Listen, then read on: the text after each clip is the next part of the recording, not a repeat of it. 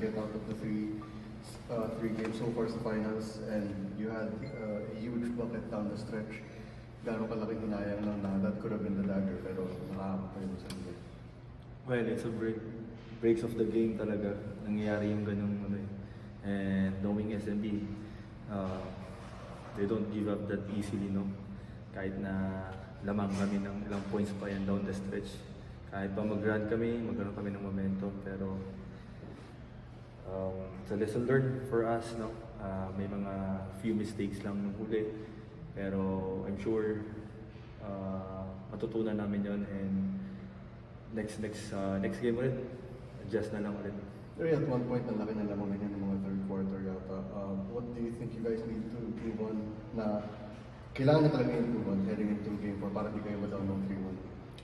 Wala naman, I mean for me, konting adjustment lang, pero lahat naman na ilatag na ni coach yung mga game plan, mga plays. Siguro ang concern ko doon is yung fatigue namin kasi yun nga, hindi namin masyadong maalagaan yung lead namin. So pag naalagaan namin, tendencies parang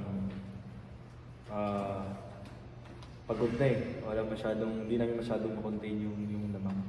So kailangan itong next games namin, next practice namin, konting preparation pa sa stamina siguro, and yung conditioning na rin. Ito yung dulo bang shot ni CJ, talagang single coverage ba yung instruction ni Coach Jot yun sa depensa kay Switch talaga yun eh. Yun yung game plan ng huli. Switch siya kasi switchable din naman talaga.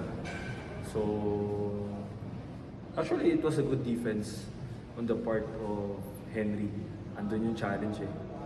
Na-late lang siya ng isang step talaga. Pero good challenge pa rin.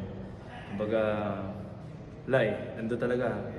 Yun talaga yung galaw ni CJ. Kahit alanganing tira, na-shoot pa rin yun. Kasi nga, ginagawa naman niya matagal na.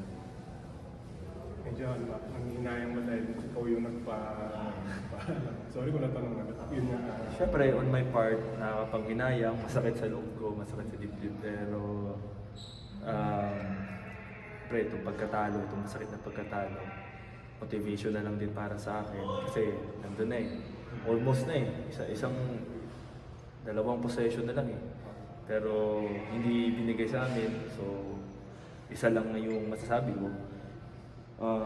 Hindi namin na-close out ng maayos yung laro to. So, bukas sa viewing namin, tingnan namin kung saan kami nagkamali doon. And sana hindi na mangyari.